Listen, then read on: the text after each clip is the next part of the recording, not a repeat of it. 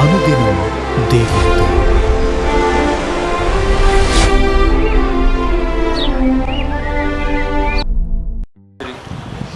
Praise the lord. అనుదినం దేవునితోనే కార్యక్రమాన్ని చూస్తున్న మీ అందరికీ మన ప్రభు అయిన రక్షకుడైన యేసుక్రీస్తు ఘనమైన నామంలో వందనాలు. ఈ ఉదయకాలం దేవుని వాక్యం చూసుకుందాం. కొరింథీయులకు రాసిన మొదటి పత్రిక 13వ అధ్యాయము 13వ వచనం. విశ్వాసము, ప్రేమ, నిరీక్షణ ఈ మూడును నిలుచును, వీటిలో శ్రేష్టమైనది ప్రేమయే.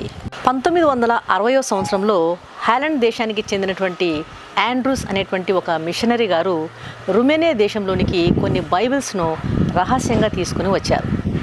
ఆయన అక్కడ ఉన్నటువంటి ఒక హోటల్ గదిని తీసుకొని అక్కడ ఉన్నటువంటి రహస్య క్రైస్తవులను కలుసుకోవడానికి తండ్రి మార్గము తెరువు తండ్రి అని చాలా భారంతో ఆ హోటల్ గదిలో ప్రార్థన చేశాడు.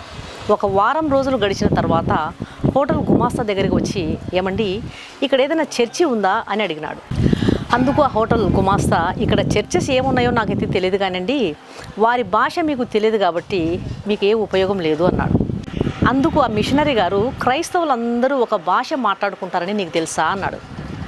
ఆ గుమాస్తా ఆశ్చర్యంతో, అవునా, నాకు తెలియదే, ఇంతకీ ఏమా భాష అని అడిగినాడు.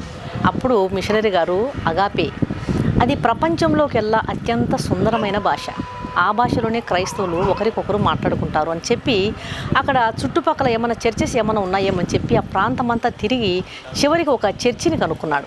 ఈయన భాష వారికి తెలియదు, వారి భాష ఈయనకి తెలియదు. ఒకరి భాష ఒకరికి తెలియనందువలన అందరూ ఒకరి ముఖాలు ఒకరు చూసుకుంటూ ఉన్నారు.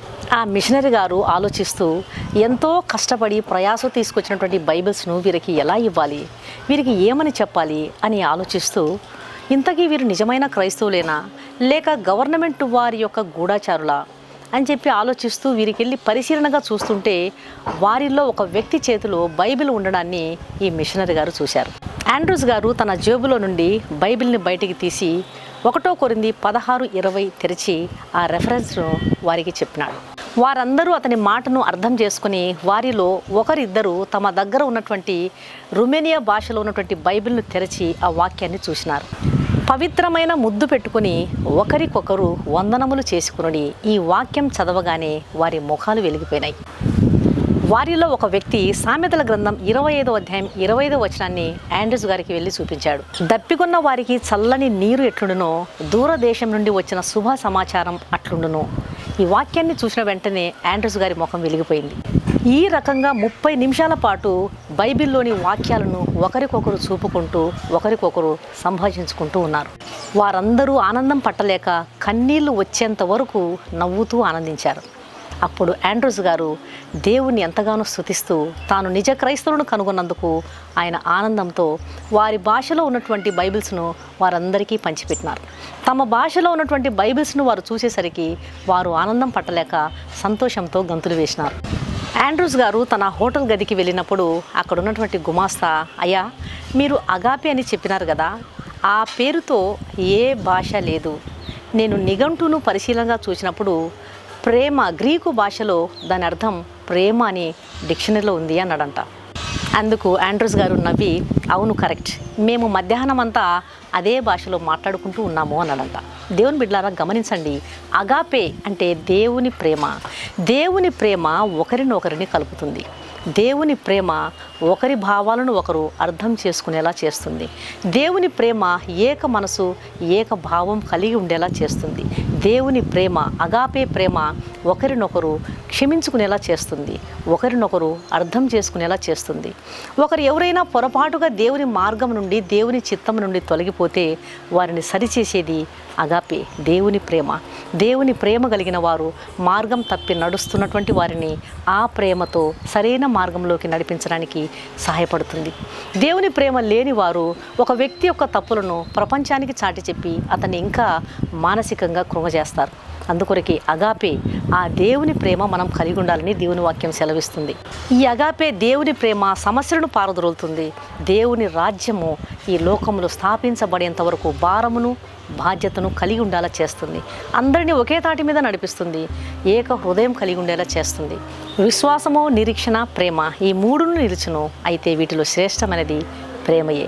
ఆ దైవిక ప్రేమ మనం కలిగి ఉన్నటకు ప్రభు మనకు కృప చూపునుగాక. కళ్ళు మూసుకోండి, ప్రార్థన చేస్తాం. పరిశుద్ధుడైన మా ప్రియ పరలోకపు తండ్రి, నీకు స్తోత్రము నాయన. భాష రాని వ్యక్తుల దగ్గరికి దైవిక ప్రేమతో వెళ్ళి నీ ప్రేమను పంచడం ఎంత గొప్ప భాగ్యం నాయన. భాష వచ్చి నీ ప్రేమను చూపించకుండా, సువార్తను చాటించకుండా ఉండడం ఎంత దరిద్రత తండ్రి. మేము అలాగా ఉండనివ్వద్దండి.